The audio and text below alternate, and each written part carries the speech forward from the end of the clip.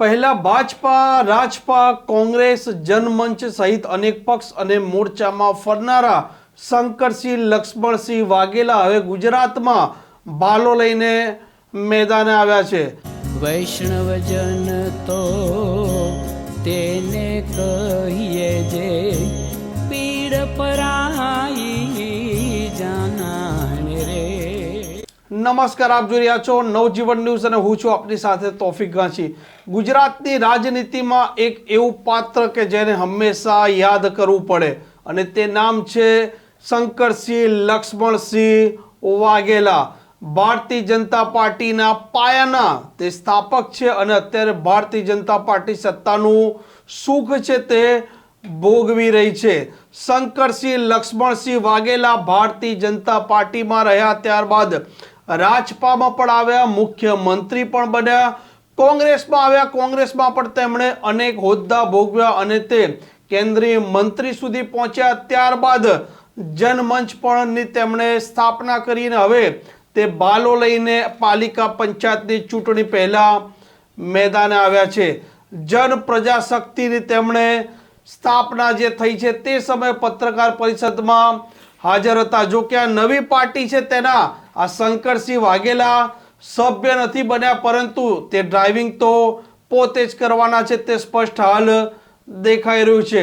આ નવી પાર્ટીની જે પત્રકાર પરિષદ રાખી હતી તે સમયે આ શંકરસિંહ લક્ષ્મણસિંહ વાઘેલા તેમના જે સ્વભાવ છે અને તેમની જે પ્રકૃતિ છે તે મુજબ પત્રકારોને શું જવાબ આપતા હતા અને શું સવાલો હતા તે પણ આપે સાંભળવા જેવા છે. તમે કોંગ્રેસ છોડી એ ખોટું જ એવું કહેવા માંગે છે. અરે એમને આંચકો લાગ્યો, આંચકો લાગીને ભાજપમાં ગયા. એ અચ્છા,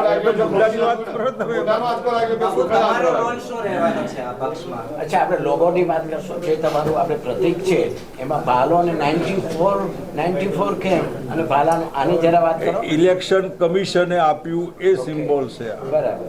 ગુજરાત સ્ટેટના ઇલેક્શન કમિશનનું 94 એટલે તમે 94 સીટો કમસે કમ આટલી તો લાવજો જ, એટલે બાકીની વાત પૂરી થાય. એટલે ભાઈ આપણે ભાલો મારે છે 94 એ ધારાસભ્યોની ઓછામાં ઓછી બેઠકો લાવવાની એમ મિનિમમ. તમારી કેટલાની પાર્ટી છે?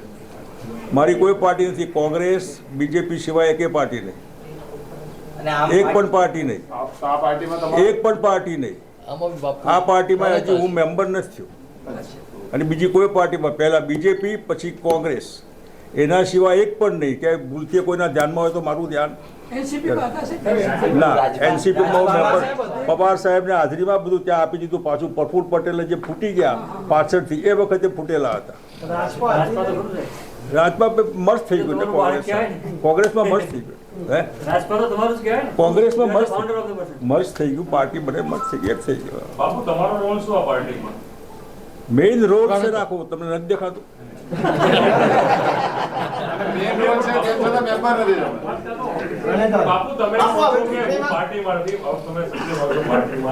ભૂતકાળ અનુભવ તમારા ઘણા બધા રહ્યા છે લોકો સાથે. જેમ કે ભાઈ પણ પ્રશ્ન પૂછ્યો કે તમે કોંગ્રેસ છોડી, ભાઈ પણ વાત કરી રાઠોડભાઈ કે કોંગ્રેસ છોડી દુઃખ લાગ્યું. તો આ પાર્ટી ઇલેક્શન માટે મતો લેવા માટે કે મતો તોડવા માટે? મને સમજાવો કે મતદારોની ઓથોરિટી તમે ક્યાંથી લીધી?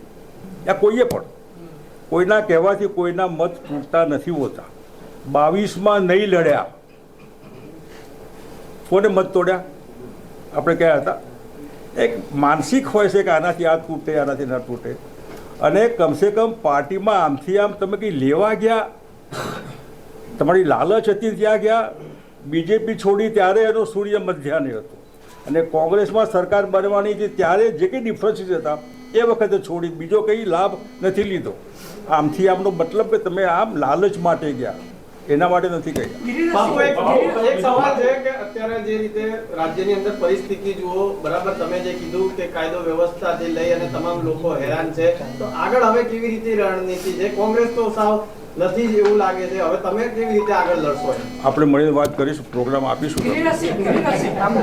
પ્રમુખ થયા પણ અત્યાર સુધી ઇતિહાસ ગુજરાતમાં એવો છે કે વખતે માંડીને ઘણા બધા નવા પક્ષો એક પણ ગુજરાતની અંદર સ્થાનિક પક્ષ સફળ નથી થયો. તમારી એવી કઈ ગાઈડલાઈન કે આવી કલ્પના છે? ચિમન પટેલનું જનતા દળ હતું એ સક્સેસ થયું હતું, સ્વતંત્ર પાર્ટી એ સક્સેસ થઈ હતી, દરેકમાં કંઈ હોય તો સક્સેસ થાય, શોર્ટકટ હોય તો સક્સેસ ન થાય. बापू अभी फिलहाल आपके साथ कितने लोग जुड़े और कौन सा उद्योगपतियों का अरे अभी तो कोई उद्योगपति नहीं है, सब उद्योगपति है. आपको ये जो इंट्रोडक्शन दिया, अभी एक टीम है. अभी ऑफिशियली पार्टी अपने पदाधिकारी बनाएंगे, नुमाइंदे जिला, taluka, vice president, parliamentary board, बहुत कुछ बाकी. राज्यपाल के लिए भी भाजपा અચ્છા, આપણે કાનજીભાઈ આટલા અનુભવી એમનો રોલ શું હશે? આપણે કાનજીભાઈને આ કાનજીભાઈ મને હું કામ પૂછો?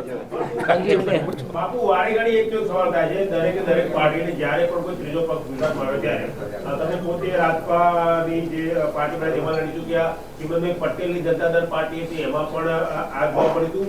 છેવટે માત્ર બે જ પાર્ટી રહે છે. ફરી એકવાર પ્રજાસત્તાક ડેમોક્રેટિક પાર્ટી આવે છે, એટલે ત્રિપાંખિયું ગુજરાતમાં ક્યારે જોવા મળ્યું નથી.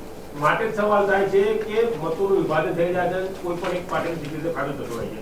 તો તમે માનો છો કે ત્રીજી પાર્ટી ગુજરાતમાં એક કલ્પના છે બધી. આ મા ગુજરાત જનતા પરિષદનું નામ સાંભળેલું? મા ગુજરાત જનતા પરિષદ નામ સાંભળેલું? મેઇન પાર્ટી હતી, સ્વતંત્ર પાર્ટી, સંસ્થા કોંગ્રેસ ક્યાં છે અત્યારે? એટલે હું જ કહેવા રે ચાલ્યા કરવાનું. આની આ ઠેકો આપણે નથી લીધો. Let people to decide. લોકો કરશે જ નથી. બે જ પક્ષ રહે છે ગુજરાતમાં. પીપલ જે ડિસાઇડ કર્યું તો બે જ પક્ષો છે. એ આપણું માનવું છે. તમને દિલ્હીમાં કેજરીવાલ ક્યાં હતો? બે મોટી પાર્ટી, 15 વર્ષ શીલાબેન દીક્ષિતનું શાસન, સારું શાસન, બીજેપીનો રૂલ, કેન્દ્ર સરકાર બીજેપીની, તો 70માંથી 67 ક્યાંથી આવ્યા? એટલે લોકો મતદારોની કમસે કમ આપણે ના લઈ લઈએ ઠેકો. બાપુ ગુજરાતમાં ઘણી વખત જનતા એવું પૂછતી હોય કે બાપુ ઇલેક્શન આવવાનું ત્યારે જાગે છે. કયું ઇલેક્શન મને સમજાવો? કયું ઇલેક્શન? તો તમે એચપી માં હતા, કયું 27માં ઇલેક્શન છે? અત્યારે કયું ઇલેક્શન છે? અત્યારે આવવાનું છે, 2 વર્ષ પછી આવવાનું છે. ત્યાં આવે ને ત્યાં સુધી તૈયારી નહીં કરવાની, લડવાનું નહીં. પાલિકા પંચાયતની પણ ચૂંટણી આવી રહી છે. હા, એમાં લડવાના એને લઈને શું કહેવું છે તમારું? લડવાના છે એમ. અને તાલુકા જિલ્લા પંચાયતો બીજેપી ધારે ત્યારે આમથી આમ લોકો લઈ જતી હોય, સરકારો બી તોડી નાખતી હોય. એની તમને કોઈ દિવસ કેમ તકલીફ નથી પડતી? તમને બીજેપીની પીડા કેમ ક્યાં નથી થતી? અને એના મત તોડ્યા ને 22માં શું કર્યું મને બતાવો તમે. તે કે તમે પોલિટિકલી આમાં એની મેચ્યોરિટીનું મને અભાવ દેખાય ઘણી વખત. એટલે ડાયલોગ કરવાનું મન ન થાય. નહીં બાબુ, આમાં એવું છે, એક મિનિટ, બાબુ આમાં એવું છે કે તમે ભાજપના નેતાને આ સર્કિટ હાઉસમાં મળ્યા પછી આ પાર્ટીનો ઉદય થયો, એટલે લોકોને આ 2020માં બનાવેલી છે પાર્ટી. હું અમિતને 2020માં મળ્યો. આ પાર્ટી જ્યારે મેદાનમાં આવી એ પછી આવી, એટલે સ્વાભાવિક રીતે કોઈ શંકા જાય તમે ખોટા ભ્રમમાં છો. આ પાર્ટી કોરોનામાં બધે અમે ગયા છે. પંચામૃત નામનું લોકોને એજન્ડા બનાવીને આપેલો. કોઈ ના ગયું કોરોનામાં ત્યારે અમે ગયા હતા. ટેસ્ટના કીટ બધાને આપેલા.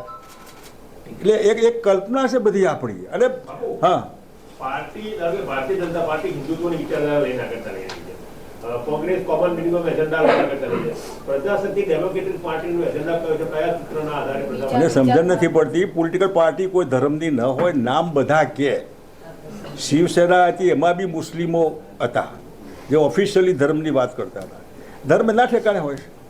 અચ્છા બાપુ, આજે પણ તમારું નામ ભાજપ કાર્યાલય ખાનપુરમાં તમારા નામથી છે? અરે હોય એમાં શું વાત? આખું ભાજપ મારા નામે લ્યો ને.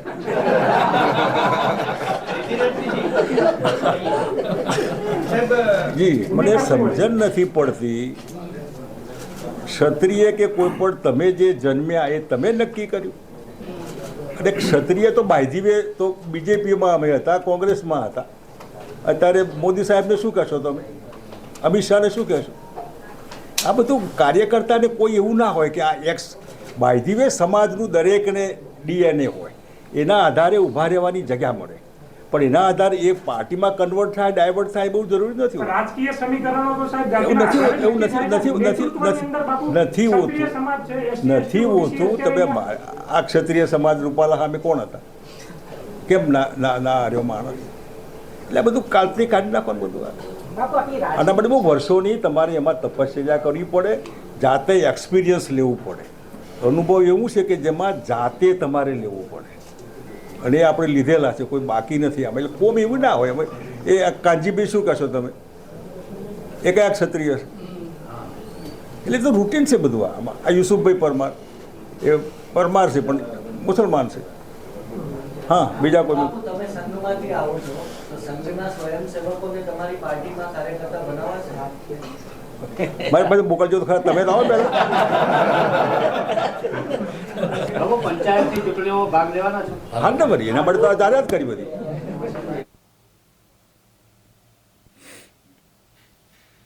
શંકરસિંહ વાઘેલા છે તે ગુજરાતની રાજનીતિના અંદર આજે પણ એટલું અગત્યનું વ્યક્તિ માનવામાં આવે છે, કેમ કે તે ગામડામાં ઘર ઘર સુધી પહોંચેલા છે અને આ ગુજરાતના લોકો છે તેમના સ્વભાવથી પણ તે સારી રીતે વાકેફ છે.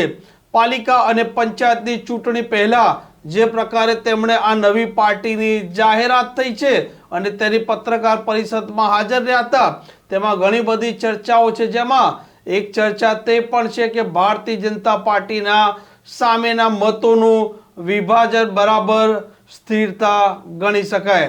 આ પ્રકારની અંદરની વાતો અને આ પ્રકારના સમાચાર જોવા માટે નવજીવન ન્યૂઝ ચેનલને સબસ્ક્રાઇબ કરવાનું ભૂલતા નહીં. વૈષ્ણવજન તો તેને કહીએ જે પીડ પરા